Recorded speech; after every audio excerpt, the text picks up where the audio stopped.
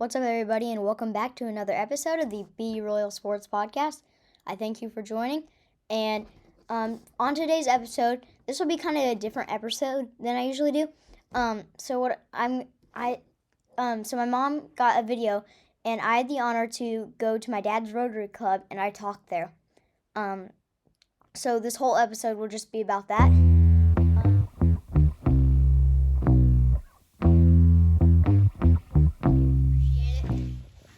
So what I'm going to start off first talking about is just kind of about myself. I'm the son of Matt and Cole Weller, my parents. I'm a brother to Jace and Mackenzie Weller, and my family moved to Clay Center in 2012. We used to be in Chapman.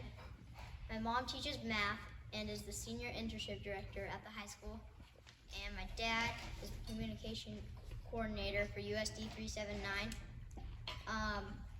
I was born on October 23rd, 2014, and that was during the Royals World Series run. Even though they didn't win that championship that time, the next year they did, but they decided to have my middle name as Royal just because they were not a big run. We thought it was the only time they were going to. I really like sports. Sports that I've played are baseball, football, basketball, and then I run, and I used to do the marathon club back at Lincoln, which just outside on the track you run in the morning, and your goal is to run a marathon in the span of the school year. And I ran 300 miles, is that what it was? Over 300 miles on the track, so I like running. And then for 4 years, I've done baseball, football, and the marathon club. And then for basketball, I've done 3 years. But all those sports, I've played my whole life, and I just really like doing them. So I'm just going to talk about how I got started, my podcast. I listened to a podcast called Kids Talk Sports, and basically it's just these kids who talk about all sorts of national sports, and I just thought to myself I could do this. So first thing I did is I asked for a podcasting set for Christmas, and I got it. Thank you, Santa.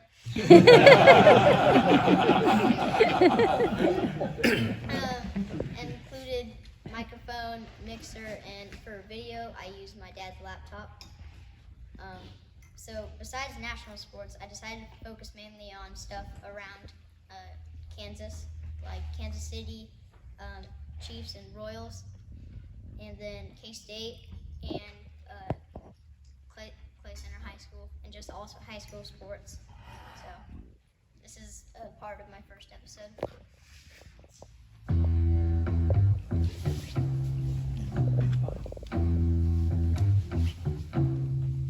What's up, everybody? Welcome to my very first episode of the Be Royal Sports Podcast. Okay, so what I'm going to do for today is I'm going to talk a little bit about myself and then talk about who my favorite sports teams are, so that you guys can say in the comment section who do you like, or what do you like and what do you don't, and what should I do next. So that was my first episode, so I was not good. As you can see. But after the third or fourth episode, I got a little better at talking in front of the camera and doing all that. So now I'll just go through my episodes I've made, and my goal was to make one new episode each week. And so my first episode, as you just saw, that was the only part of it, but that was my introduction about myself, and I had no script there, so I was just kind of going off what I thought. And then for my second episode, I did the Great Bowl recap, and that was K-State's football bowl, and they played against Rutgers. And then my third episode was the college football playoff quarterfinals review, and a championship prediction with my first guest, which was my dad. I really liked having guests on my channel, which that's my favorite part of doing the episodes is when I get to have a guest come and talk on the show. So I really like that. My 4th episode was the Trojan Classic basketball preview and predictions, and that was my brother's in the high school basketball tournament, and the girls also were in that too. So I just gave my preview about that, kind of learned about all the teams there. And then for my 5th episode, which is the one that's up here, is the College Football National Championship review. This was a good one, and I liked it because it was a big deal for College Football National Championship. The first thing I'm going to be talking about is my predictions from last week. So let's go back there and see how my predictions were. And then my winner for the college football playoffs is Ohio State. I just think their offense is going to be too much for Notre Dame's defense, and I think they're going to do really well.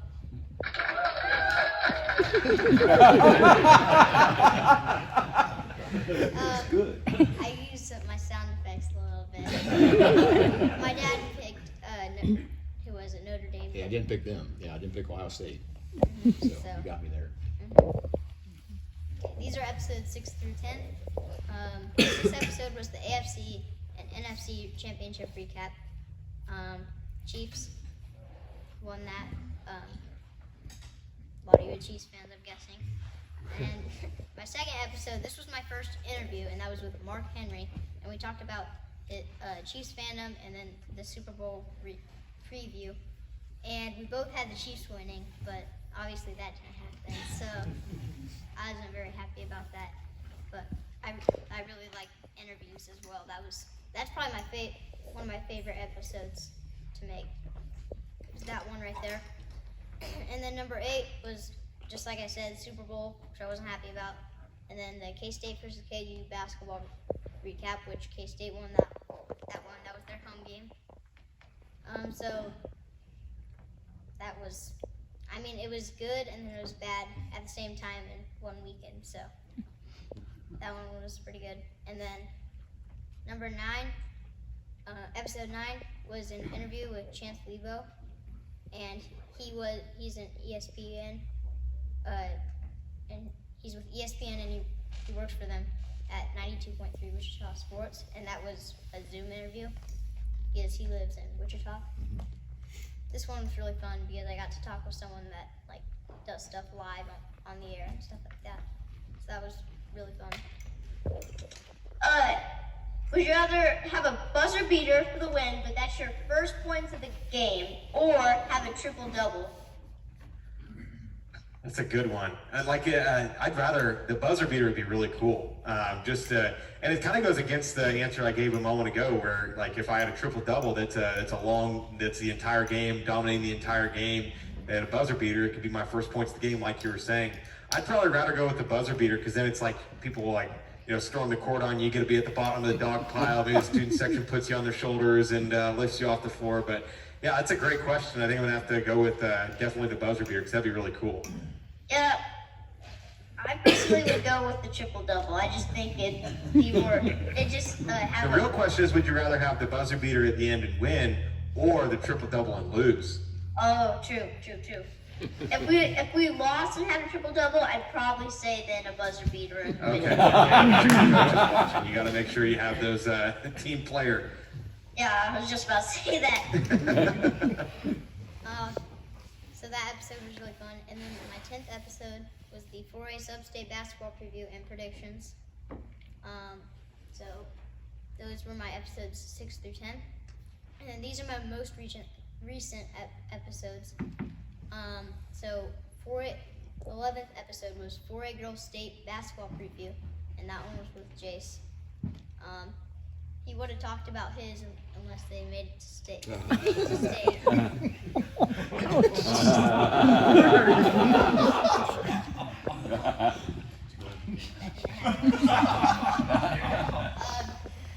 my 12th episode was March Madness tips and predictions. This was one of my favorite episodes as well. So I basically gave you my tips for making a good bracket, and then I gave my predictions from like my Elite 8 down. My bracket was not good. I had like 2 of the Elite 8 teams in it, and so then my next episode kind of goes along with that Elite 8 recap and my bracket update. So that wasn't my favorite episode to make because I was mad. I had Tennessee winning it all, and then like Elite 8 they didn't win and they didn't get close, so I was mad at that. And then my most recent episode was an interview with Cole Platson and Colton Tadman. This one was a while, like 3 weeks after that one. I had a lot of busy stuff going on, so I couldn't make an episode for a while. But this one was really fun because I got to interview 2 really good high school baseball players, both of them going to college to play somewhere. And so that was really fun. When did you start throwing different pitches? And what advice do you have for people when I get a few years older to start throwing different pitches and getting good at them?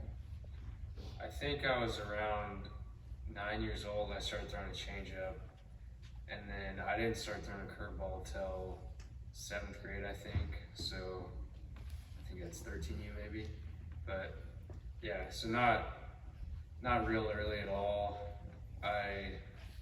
I was always taught fastball and changeup. Just use your fastball a lot, and then as you get older, you can use your arsenal that you build off the fastball, and then once you add those in, you'll be a pretty good pitcher.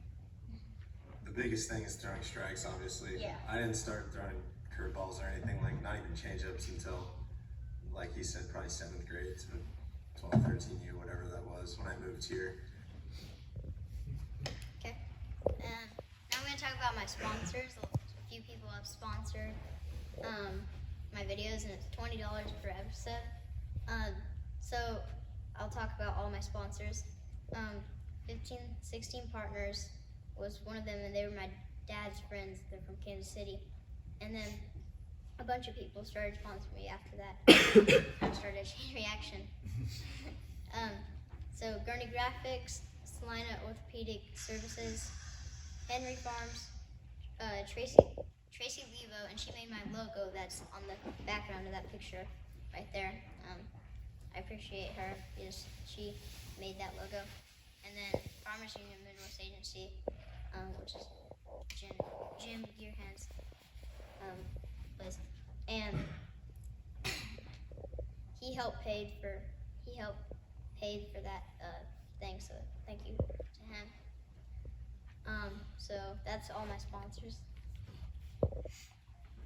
And now I'm going to talk about my goals moving forward. Okay, my dad put that on there. That was not me.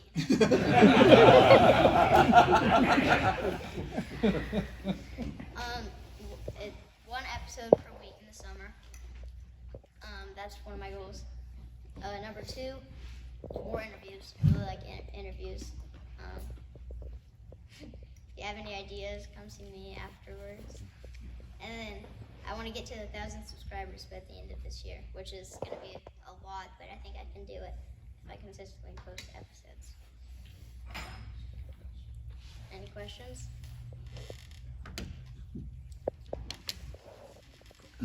Who would be, I know we have Rocky, who's a local legend, and I've had the pleasure of working with on some football games, but who maybe on the national level would you consider to be an inspiration or somebody that you enjoy their work, and whether that be sports media or something like that?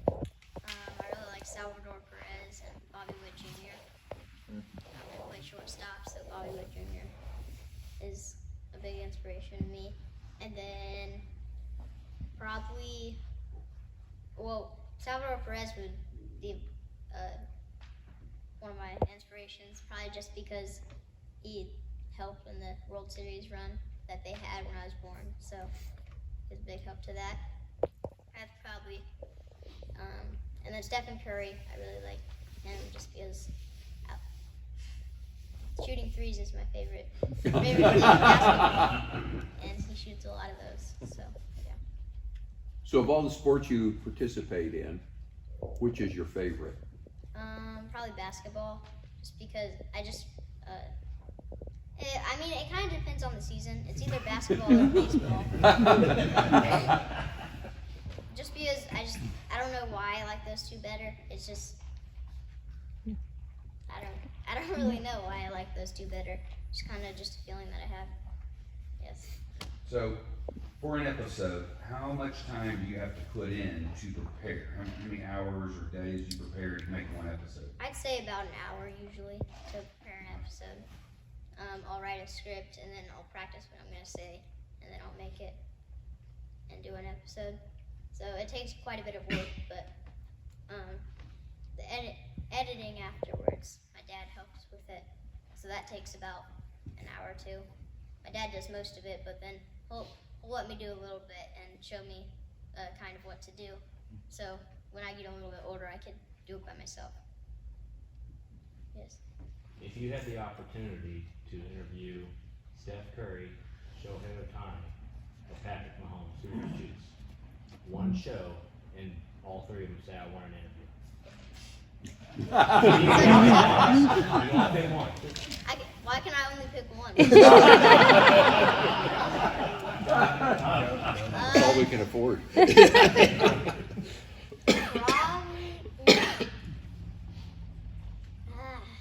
I'd probably say Shohei Ohtani, just because he's, in my opinion, he's the best baseball player right now, and he's just such a good player. And even though Patrick Mahomes is pretty much the GOAT in football, Tom Brady maybe has him right now, but I think in a few more years he'll become the GOAT.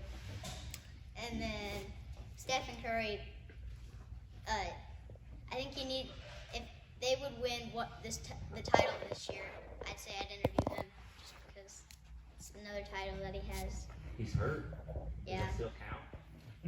Well, if he plays in the championship the whole time, I'd say it counts.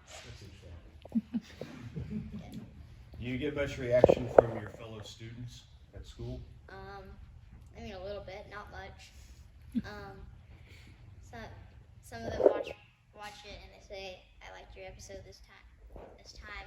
But I mean, some of my friends watch it, some of my friends don't. But I really appreciate they always give me positive words, and I appreciate that. I noticed your studio set up there toward the end. You had some sort of a screen here, one in the middle. Mike, what are those? So the two on the side, those are actually lights that I set up. Those are from my lights. sponsors. There you go. Okay. On the side right there. Those are lights that I use, and they help with my lighting. And you bought those? Oh yeah, I bought those off of my sponsors. They helped me pay for that. And then this microphone, that's where I get my audio from, and then that box right there, that does all the sound effects for like that. It has a bunch of sound effects that you can choose from to do, and then it also has if you want to turn the volume up on the mic, or you want to make it more echoey or stuff, you can do that as well. And then my dad just has that computer and he'll film it on there, just right here. So when you have a guest, do you run your own sound, or do you have someone run the sound for you? My dad. He also does So, I that. mean, that's hard to do, is to talk with the sound both. Yeah. And Usually we cheat and we use the sound from the computer, and so which is a little bit more omnipresent. It goes out a little bit, so that helps out. If we would use the sound just from that mic, you wouldn't pick up Cole and Yeah. Colton. So we cheat a little bit. Will you be doing a state track preview or recap? Probably, yeah. You might not be able to get in it. You gotta run fast. You gotta get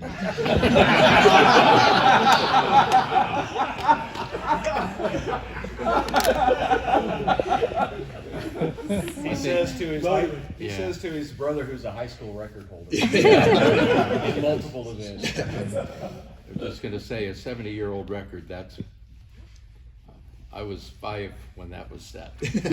And yet I remember that name, Bill Tillman. So that's, and also, You can run faster. but you might interview Gerald Chapman. She still lives around here and she still runs. And she's the one that, her record was just broken. So, Good idea. The one Lauren that might Smith be- broke. Yeah, Yeah. yeah. so you might just say, what did you do? She went to college and ran. So your sister does interviews too. Do you guys swap tips and tricks, or she does her thing and you do your thing? Kind of, she does her thing and I do my thing. Yeah, I mean, she's mad because that picture, that's in her room, and I kind of just stole half of her room.